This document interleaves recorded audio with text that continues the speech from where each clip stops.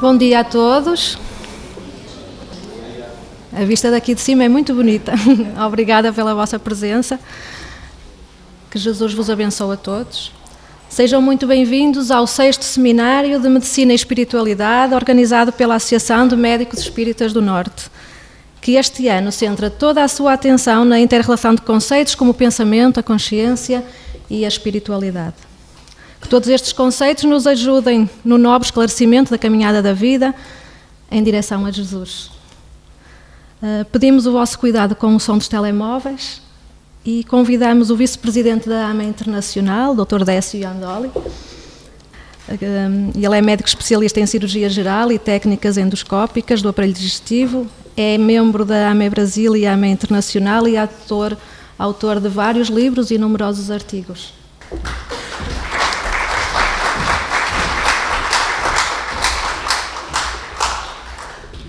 Eu desci só para ganhar aplauso de novo. Então a gente vai falar um pouquinho da missão do médico. E eu queria falar sobre esse assunto começando com uma historinha. Eu me formei com 23 anos, né? Hoje eu vejo os meus alunos na faculdade, eu tenho alguns alunos de 16, 17 anos no primeiro ano, eu tenho até pena deles. Eu acho que a faculdade de medicina, assim como no direito, os magistrados, devia ter uma idade mínima, né? Porque são atividades que exigem uma certa experiência de vida que a gente não tem com 23 anos, né? 24 anos. Então, eu me formei com essa idade, fiz residência de cirurgia geral, e com 25, 26 anos eu já estava atuando como cirurgião. E eu dava plantão num hospital em uma cidade pequena, perto de Santos, que era a cidade onde eu morava. Eu dava plantão numa cidade chamada Itanhaém. Não sei se alguém conhece aqui. E eu trabalhava num hospital do estado lá. Eu dava plantão de cirurgia geral. E era assim, era um hospital razoavelmente bem aparelhado, mas que não tinha uma estrutura muito grande. E de vez em quando, o Itanhaém era uma cidade tranquila, né, uma cidade turística, mas de vez em quando apareciam umas tragédias lá, porque tinha estrada, né, às vezes tinha acidente de carro e algumas coisas graves, né. E Itanhaém também é uma cidade que, fora a parte mais turística, é uma cidade de gente pobre. E lá tem a famosa laje, né, que são as casas de alvenaria mal acabadas e elas não têm telhado. Então tem uma laje e o pessoal usa a laje como parte da casa. Então vai tomar sol na laje, vai brincar na laje. E os meninos costumam empinar pipa. Não sei como é que chama em Portugal aqui pipa. Papagaio? Lá também tem o papagaio. Então eles sobem na laje para empinar papagaio. E num dia de sol lá, o menino empinando papagaio, um garoto de 15 anos, teve uma briga na rua e alguém puxou uma arma, deu um tiro e a bala atravessou o tórax do menino na laje, que estava empinando o papagaio na laje. Ele foi levado para o pronto-socorro e eu estava de plantão lá com o Fernando, colega de residência meu, que tinha 1 ano ou 2 mais do que eu só. E aí nós abrimos o tórax do menino, mas a bala tinha atravessado a veia cava. E eu não tinha extracorpórea, e não tinha nada lá. E nós abrimos e a bala entrou e saiu. Quer dizer, ficou 2 buracos na cava com uma tripinha na frente e uma tripinha atrás. E o menino sangrando. A gente clampeou a cava e não tinha o que fazer. E aí ele morreu na mesa e a gente olhando aquilo sem ter o que fazer. Aí a gente estava bem frustrado, né, chateado, porque ele chegou vivo, a gente ainda abriu o tórax. Ficamos pensando, se tivesse num centro de alta complexidade, talvez aquele menino pudesse ser salvo, né? Aí, quando nós saímos, tinha uma senhora sentada na cadeira na frente do centro cirúrgico. E, obviamente, chorando, desesperada, a gente percebeu que era a mãe do menino. E aí a gente fez o que a gente sabia fazer, né? Eu chamei a enfermeira antes, pedi para ela preparar uma seringa com uma medicação, um sedativo. E aí eu me apresentei como médico, ela levantou, perguntou do filho dela. Eu falei que o filho dela tinha morrido e imediatamente a enfermeira fez a sedação para ela desmaiar, perder a consciência. Aí era o que a gente sabia fazer. E aí, o que eu fiz? Virei as costas e fui embora. Fui cuidar do pronto-socorro, né? Quer dizer, hoje eu fico pensando, né? O que é que eu fiz por aquela mulher? Nada. Não fiz nada, né? A gente fez uma sedação como se aquilo fosse sedar a dor dela. Não seda. Aquilo foi algo que diminuiu o meu desconforto de ver uma pessoa sofrendo, né? E eu ter que dar uma notícia que eu não queria dar para ninguém, muito menos para uma mãe. Então a sedação era para mim, não era para ela, né? Era para eu me sentir mais confortável e não para ela se sentir mais confortável. Então isso faz a gente pensar, a gente meditar, né? Essa atitude de fuga que o médico normalmente tem diante dos diagnósticos graves, diante das dificuldades. Então, por exemplo, eu tenho uma paciente que tem um diagnóstico de uma doença grave, e eu estou passando por isso agora na família, a minha prima mais nova, 38, 39 anos, com um câncer de intestino com metástase no fígado. E a minha tia me liga e diz assim: fala alguma coisa para mim ter esperança. Me diz alguma coisa que alivie a minha dor. Né? O que é que você vai fazer? Você vai mentir? Não, a mentira nunca é uma alternativa. Você vai dissimular? Não, nunca é uma alternativa. Então, o que fazer? Como fazer? Né?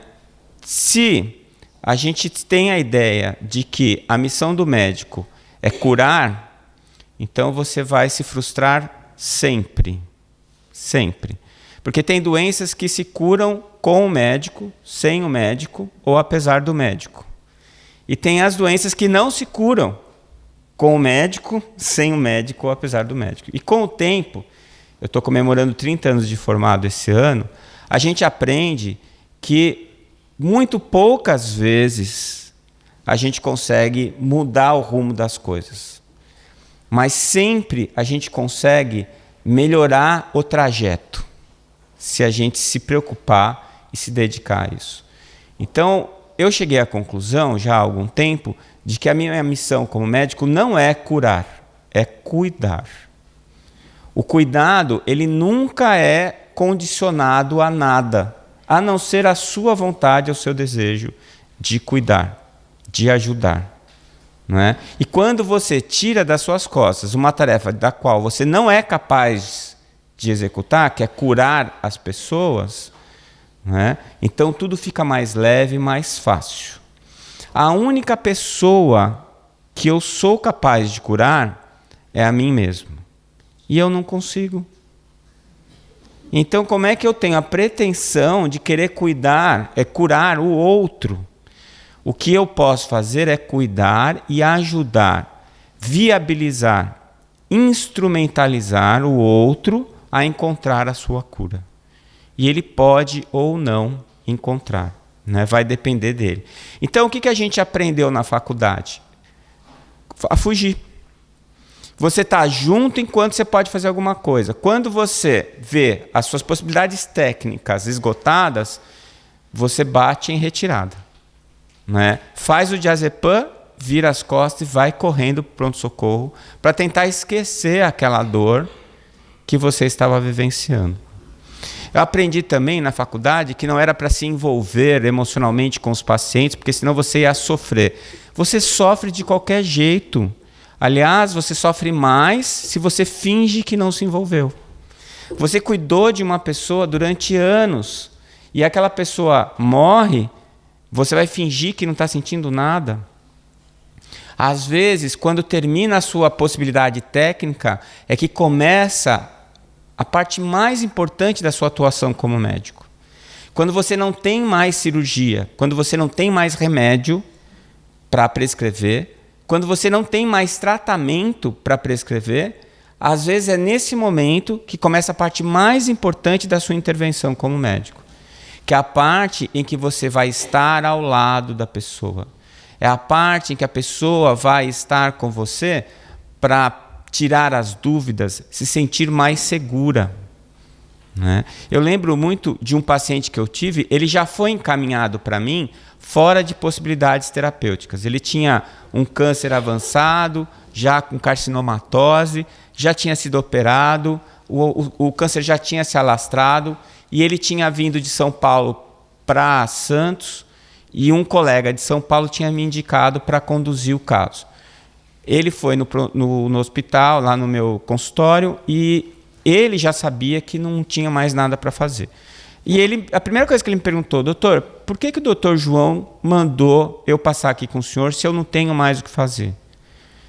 E eu lembro que eu falei para ele assim, para eu acompanhar o senhor, para o senhor não ficar sozinho, para o senhor ter alguém para perguntar. E ele gostou daquilo, ele deu um sorriso. E eu cuidei daquele homem durante uns 4 ou 5 meses. E no dia que ele desencarnou, eu nunca vou esquecer, era um domingo. Eu tinha ido a São Paulo para visitar a família. Quando eu cheguei em casa, eu já estava dentro de casa, eu tive uma intuição de dar um pulinho no hospital.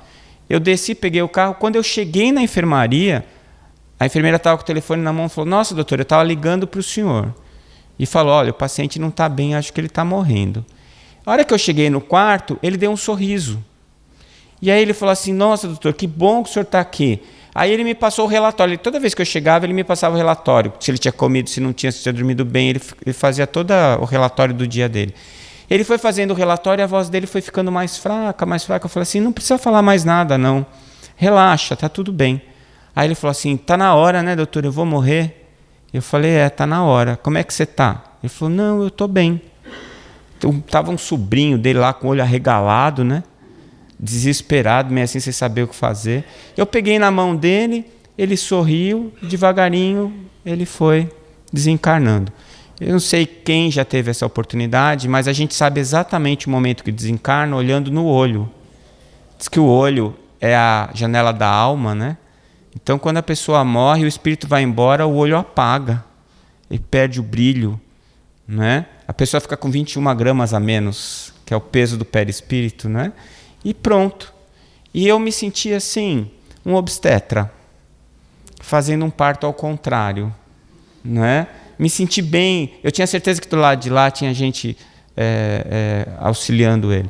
Então, de tudo que aconteceu na minha atuação como médico, talvez aqueles minutinhos foram os mais importantes. Então, essa eu acho que é a missão do médico. E não a gente fingir que não está nem aí, ter uma atitude fria e fingir que não liga, porque a gente liga, né? Então a pergunta é essa: o que se espera do médico?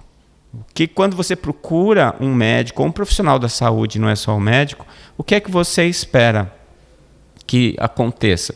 Você quer alguém que vai te salvar ou te curar? Né? Vamos falar a verdade. É isso. A gente quer terceirizar a nossa saúde, a gente quer terceirizar as nossas responsabilidades. Se você pudesse deixar o seu coração para o cardiologista trocar a válvula, que nem você deixa o seu carro, você gostaria dessa ideia. E depois, se não der certo, você processa ele. Não é? Você chama o PROCON, eu não sei aqui como é que é, e vai: olha, cadê? Eu tenho um termo de garantia que essa válvula cardíaca era para funcionar, mas não sei quantos anos e não funcionou. Infelizmente, não é assim que funciona. Porque o único responsável pela manutenção do nosso corpo somos nós mesmos. Então, vai o paciente no meu consultório, eu sempre falo isso, eu sou gastroenterologista. Ele vai lá e fala assim: estou com dor no estômago. Aí eu dou o remédio, ele não melhora. Ele volta: ainda está doente, seu remédio não funcionou. O senhor parou de fumar? Não. Parou de beber? Não. Está comendo devagar? Não. Está esperando para dormir 2 horas depois da última hora que come? Não. E o que eu vou fazer com esse ser vivente? O que eu faço com ele? Na verdade, se tem uma profissão muito próxima do médico, é o professor. a gente tem muito mais a informar e a orientar do que a executar, né? E se o paciente não segue a orientação, não tem remédio que resolva, né? Remédio não faz milagre, até porque milagre não existe.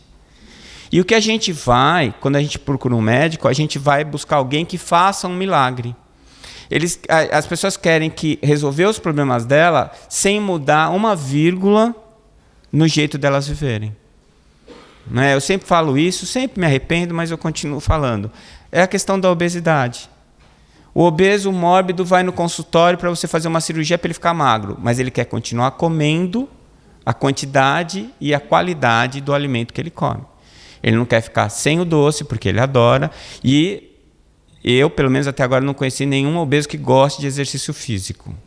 Você manda ele fazer exercício físico, doutor, não vai dar. Né? Então, ele quer continuar sedentário, comendo muito, só que magrinho. Não é? Não vai acontecer. Não vai acontecer. Isso não existe. Não é?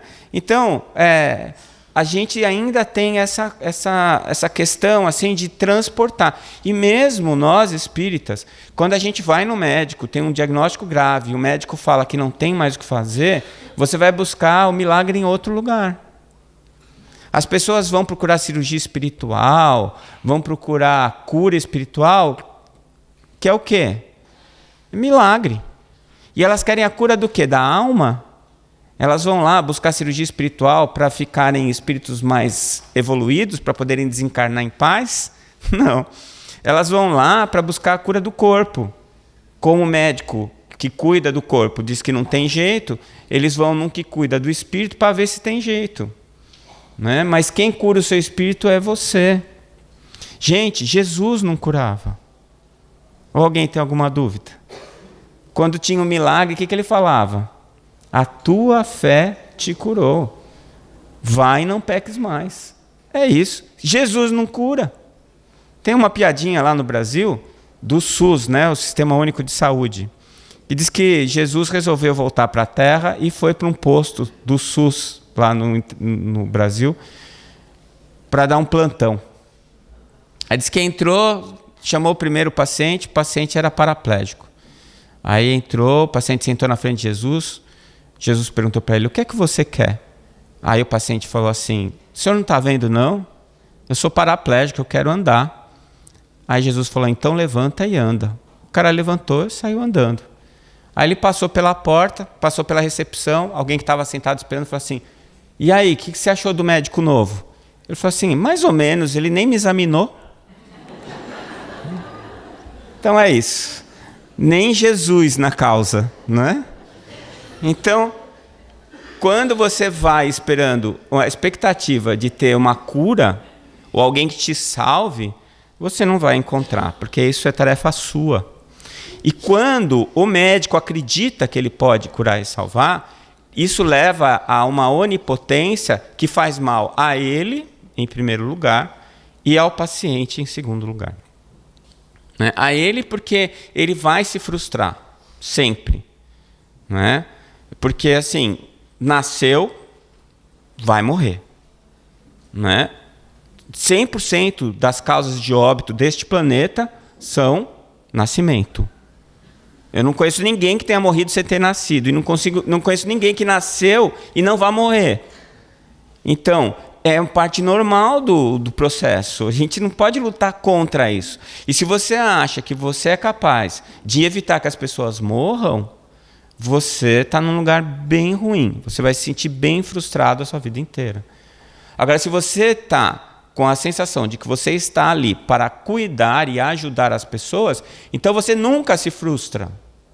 Porque você sempre vai poder fazer alguma coisa pelas pessoas. Né? E quando a pessoa vai buscar ajuda, se ela vai com uma expectativa, ela também vai se frustrar. E vai ficar com raiva de quem está lhe ajudando. Então, muitas vezes, a gente falar para o paciente, não dá para mudar isso não vai se transformar, isso não vai desaparecer da sua vida, deixa o paciente com raiva de você. Mas, na verdade, ele está com raiva dentro do processo de aceitação da doença. Né? Negação, a raiva. né? A depressão, são as fases da morte de Elizabeth Kubler-Ross. Então, quando você passa um diagnóstico grave para o paciente de uma doença incurável, mesmo que não seja uma doença que leve à morte imediata, o paciente vai passar pelo processo de aceitação, como descrito pela doutora Elizabeth Kubler-Ross, né? Num processo de aceitação da morte, de algo que é inevitável. Então, a onipotência não é um bom caminho, né? E ele sempre vai levar à frustração. Então, eu saí da faculdade com essa ideia e ainda fui fazer cirurgia, né? O símbolo que está no meu convite de formatura, eu até tinha achado ele de novo, mas dá até vergonha de mostrar. É um cirurgião, né, de gorro, máscara, com uma roupa de centro cirúrgico, com uma mulher nua, lindíssima, num braço, e uma caveira representando a morte de joelhos, e ele com a mão na cabeça da caveira.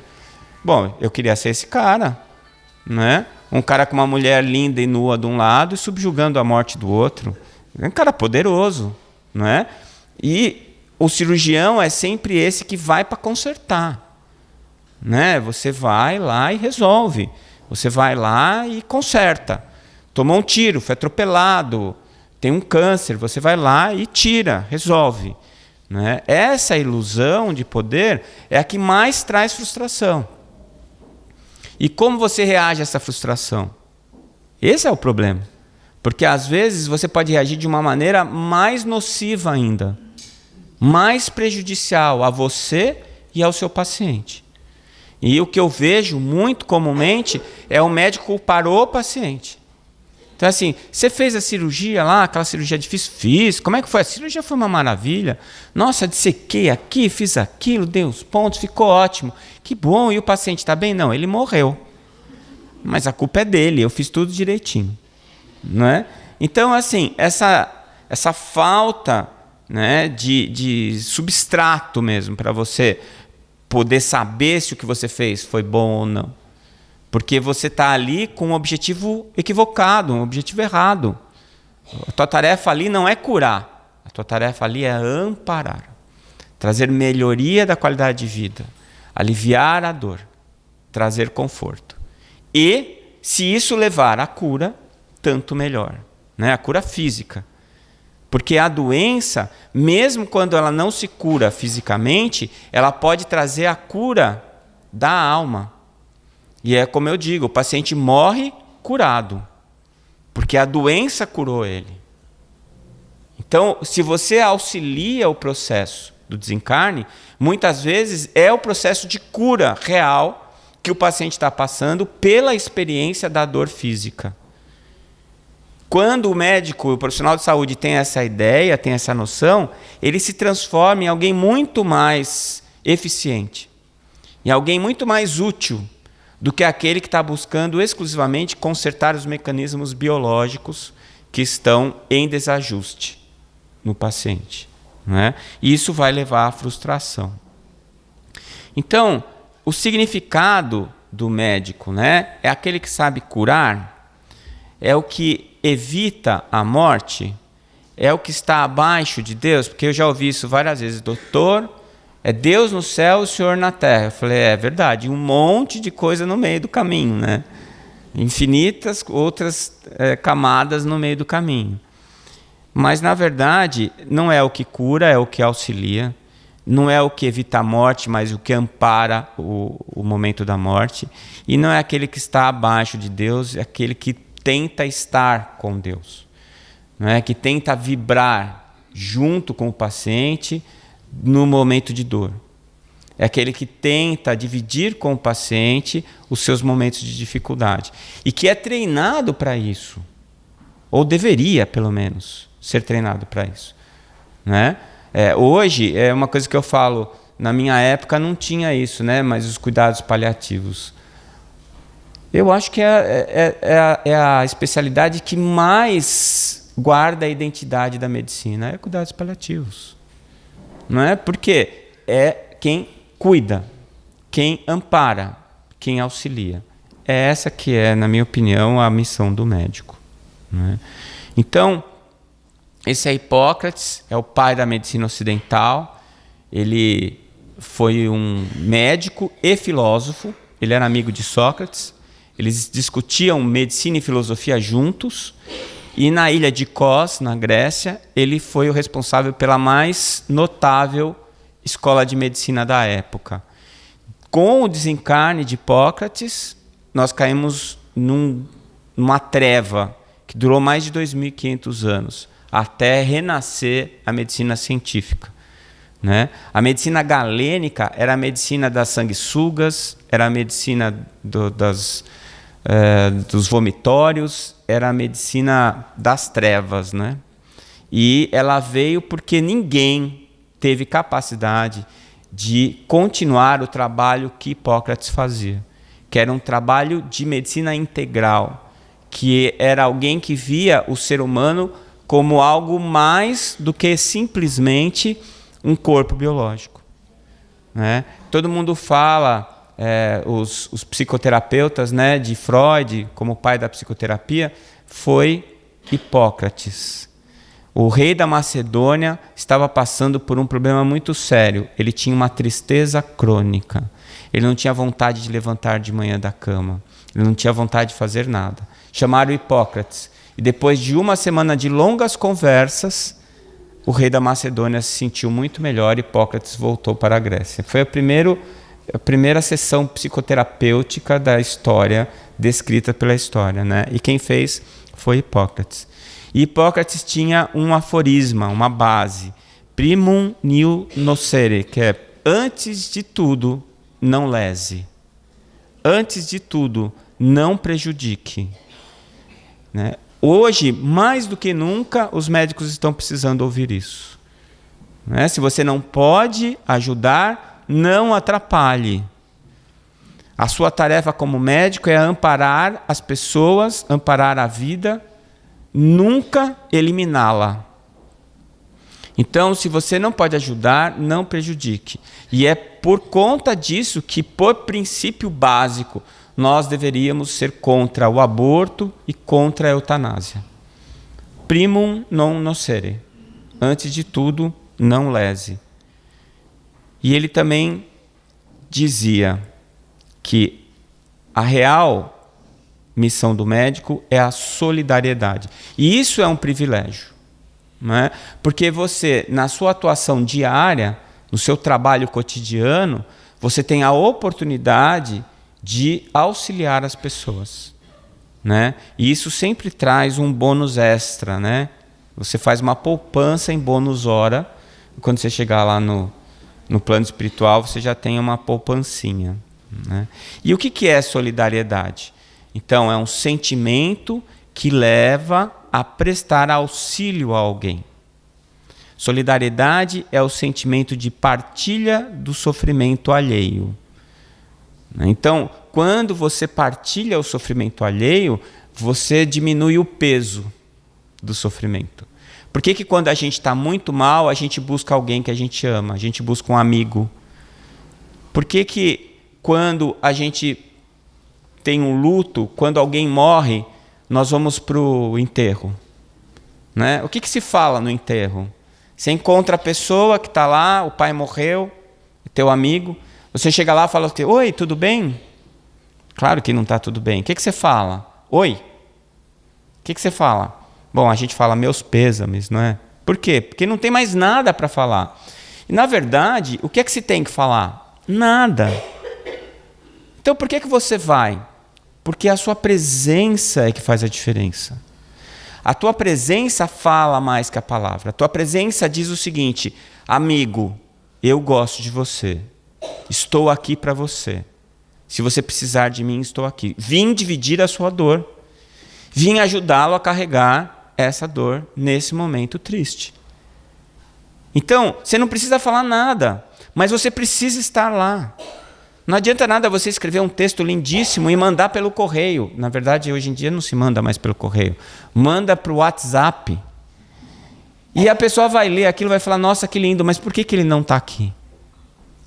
Não é? Puxa, que legal, mas por que ele não veio? Porque a presença é importante.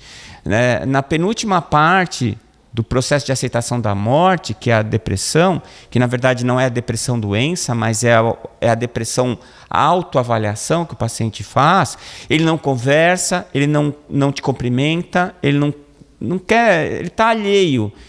Aí você para de visitar o paciente?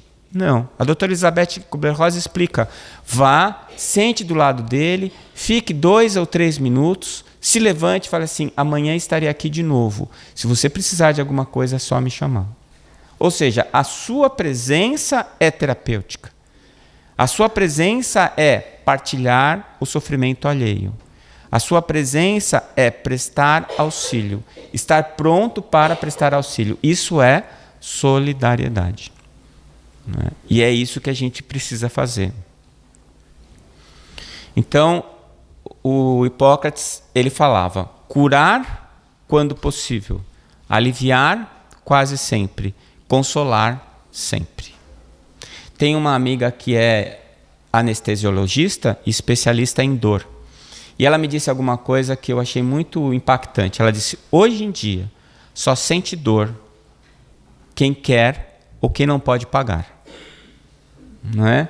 E eu fiquei pensando, ela está falando da dor física. A dor física só tem quem não está sendo assistido. Não é? Mas tem uma dor que não melhora com analgésico, que é a dor da alma. Não é? A dor da perda. E o analgésico para essa dor é a solidariedade. Então, nós temos que estar prontos a dar esta terapêutica também, quando ela se apresentar para nós. Então, uma das partes mais difíceis da faculdade, da profissão de médico, e que não foi ensinada, pelo menos não na minha época, ninguém me explicou como é que era para dar uma notícia difícil. Quando eu passei no internato, que era o 5º e o 6º anos, em que eu era o soldado raso na equipe, era assim, morria alguém, o chefe chamava o R2, o residente, dá a notícia para a família. O R2 chamava o R1, dá a notícia para a família. O R1 chamava o sextonista, dá a notícia para a família. E o sextonista chamava o quintonista, dá a notícia para a família. Como você não tinha mais ninguém para chamar, você ia lá dar a notícia para a família. Ou seja, o membro mais inexperiente da equipe, com menos experiência, com menos possibilidades, com menos capacidade, é quem ia dar a notícia para a família. E se você perguntasse alguma coisa, bom, mas como é que eu faço? Fala a verdade. E depois, e se a paciente passar mal, faz um diazepam. Então é o que a gente fazia. Chamava a enfermeira com a injeçãozinha.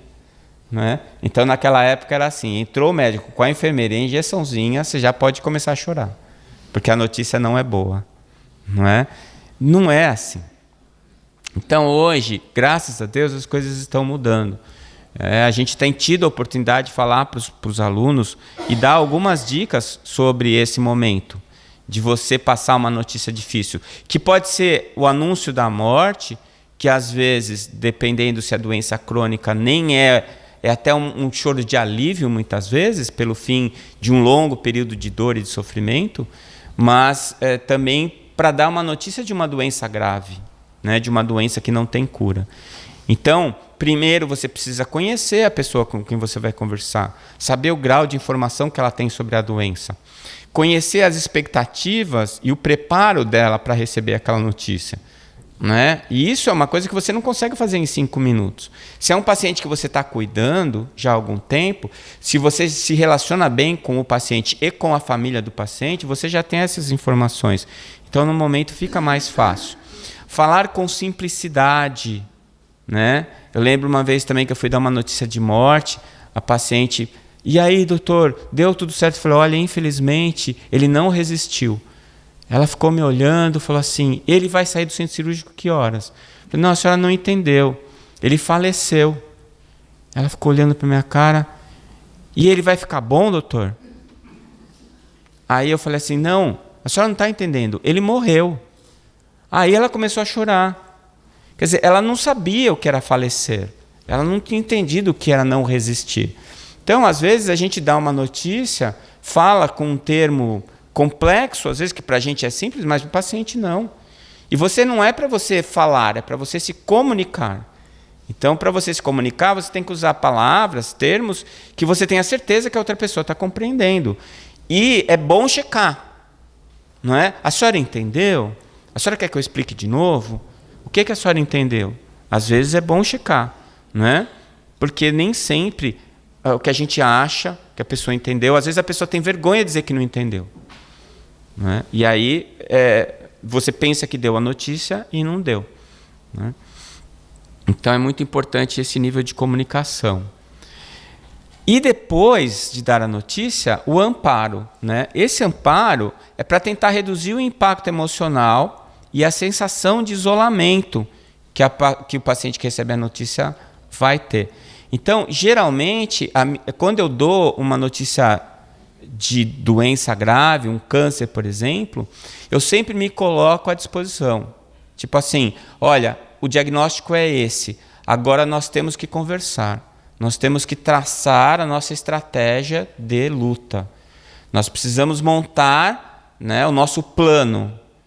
E eu conto com você e com a sua família. Vamos sentar e formar um time. Eu, o médico, você, o doente e a sua família.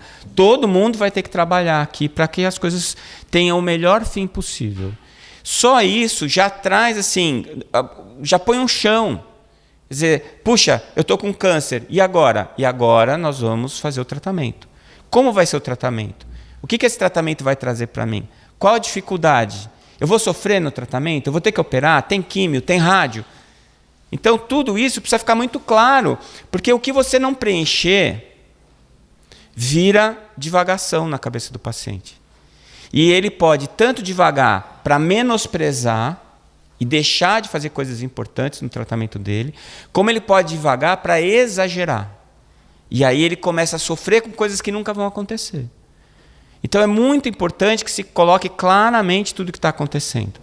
E eu já ouvi muita gente falar assim, não pode falar para minha mãe que ela está com câncer, porque se ela souber, ela se mata. Veja, se o paciente tem medo de morrer, ele não vai se matar. Ele pode ter medo de sofrer. Mas se você conversar com ele e mostrar claramente que dor não é um problema, o sofrimento, ele é optativo. Vocês sabem disso, né? A dor é obrigatória, o sofrimento é optativo. O sofrimento é a minha inconformação diante da dor. O meu grau de não aceitação é diretamente proporcional ao meu grau de sofrimento. Então eu posso ter a dor e não sofrer. E eu posso não ter dor e sofrer. Depende de se eu estou ou não aceitando o que está acontecendo comigo. Isso se chama resiliência.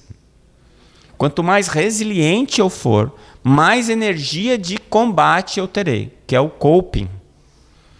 Então, se eu aceito, e não é uma aceitação passiva, não é assim, eu tenho câncer, Deus quis, pronto, não vou fazer nada. Não é isso.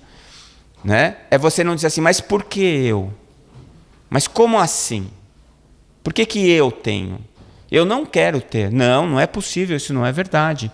Isso é falta de resiliência. Então, o que acontece com o bambu quando bate o vento?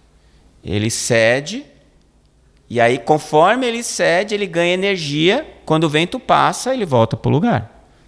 Agora, se o bambu não tiver a resiliência de ceder, o vento bate, ele quebra. Depois que quebrou, nunca mais volta para o lugar.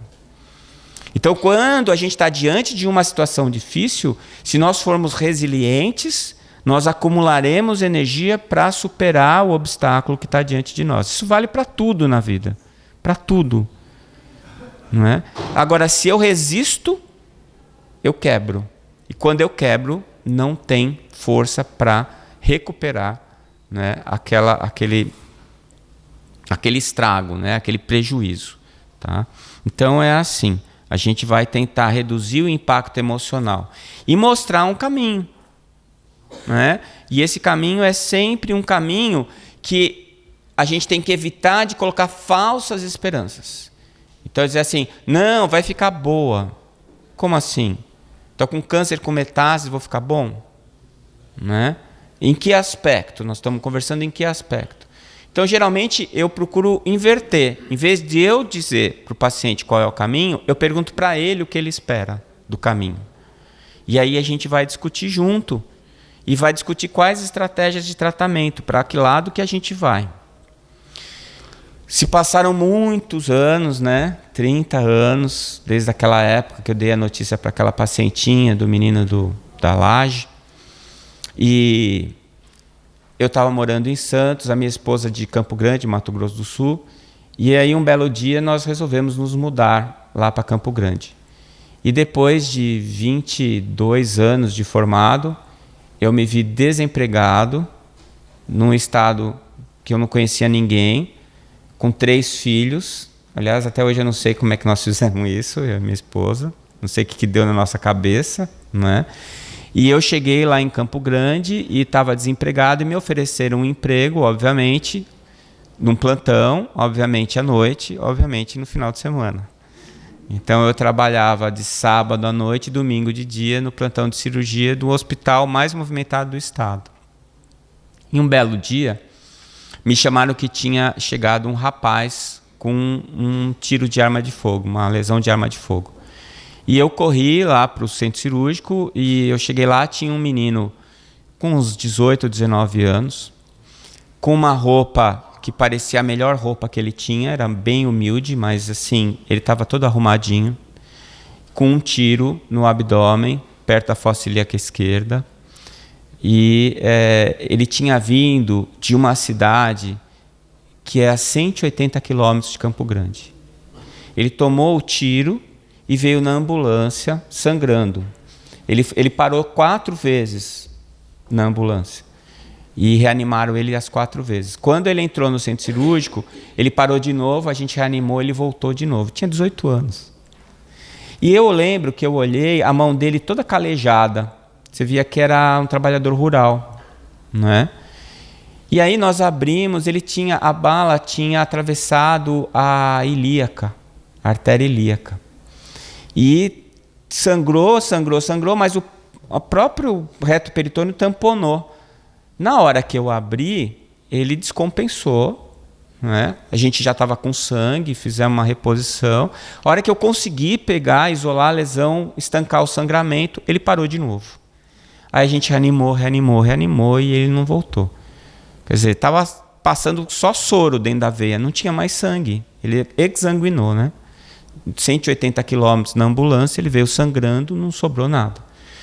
Eu sei que me sujei todo de sangue, foi aquela coisa. E eu olhei aquele menino que me parecia um menino trabalhador, não é? 18 anos com a mão calejada. Com certeza ele não estava, né? Não passava os dias dele brincando, né? Passava os dias dele trabalhando. Bom, eu fiquei bem chateado com aquilo, né? E a hora que eu saí, era de madrugada, na saída do centro cirúrgico tinha um saguão e tinha uma cadeirinha, assim, um banquinho de madeira. E tinha lá um senhorzinho sentado. E o senhorzinho estava chorando, com as mãos postas, né? E eu parei, olhei para ele e falei assim: o senhor é quem? O senhor está esperando alguém? Ele falou: meu filho está aí dentro, doutor. Ele tomou um tiro numa festa lá na nossa cidade. Teve uma briga lá e ele tomou um tiro. É a bala achada, né? O pessoal fala bala perdida, né? A bala achada. E aí eu sentei do lado dele e aí ele começou a falar do filho dele. Ele nem perguntou quem eu era, nem nada. Começou a falar do filho dele, que era o braço direito dele, que se não fosse o filho ele já estava velho, o filho é que cuidava do sítiozinho dele, e que se o menino morresse ele não sabia o que ele ia fazer e tal. E eu já comecei a rezar, né? Eu falei: e agora? Né? E aí eu lembrei dessa história da senhora e do diazepam, né? E eu peguei: não, dessa vez eu vou fazer diferente. Aí eu peguei na mão dele e disse assim: olha, eu sou o médico que operou o seu filho e ele morreu. Ele perdeu muito sangue de lá para cá e não teve jeito, ele morreu. Aí ele começou a chorar. Eu coloquei a mão no ombro dele. Aí ele pegou, se abaixou, se ajoelhou, colocou os 2 cotovelos em cima do banquinho. E eu perguntei para ele: o senhor vai rezar? Ele falou: vou rezar. Eu falei: posso rezar com o senhor? Ele falou: pode. E nós rezamos um Pai Nosso em voz alta, eu e ele. Quando nós terminamos, ele sentou de novo no banquinho, eu dei um abraço nele, falei, o senhor quer que eu fique aqui com o senhor? O senhor precisa de alguma coisa? Ele falou assim, não, doutor, eu quero ficar um pouquinho sozinho, eu preciso pensar. Falei, olha, eu estou ali no pronto-socorro, meu nome é Décio, se eu precisar de alguma coisa, desce lá que eu estou ali. Ele falou, tá bom. Eu entrei no elevador, a hora que a porta fechou, eu me senti tão bem. Eu falei, nossa, eu acho que eu melhorei. Né? Do diazepam para cá, eu acho que a coisa melhorou bastante. Eu aprendi alguma coisa. Eu perdi o medo de falar a verdade. Eu perdi o medo do sofrimento. Eu aprendi a encarar o sofrimento junto com os meus pacientes. E isso é uma coisa que eu acho que eu demorei tanto para aprender e que eu acho que não precisa demorar tanto para aprender. Se alguém te explicar antes, vai ser difícil no começo, mas você vai aprender muito mais rápido e as coisas vão se resolver de uma maneira muito melhor, tanto para você quanto para o seu paciente. Não é? Olha, eu tenho esse trecho que na verdade eu acho que eu psicografei, isso não é meu, que está no meu livro Ser Médico, Ser Humano, e que resume, na verdade, aquilo que eu penso sobre a profissão de médico, né? Ser médico é ser parceiro, é estar ao lado e não acima, é auxiliar com amor e não com prepotência, é estar consciente de que a cura é atributo do enfermo e não do terapeuta, é ser solidário, mas, acima de tudo, é ser humano. Muito obrigado.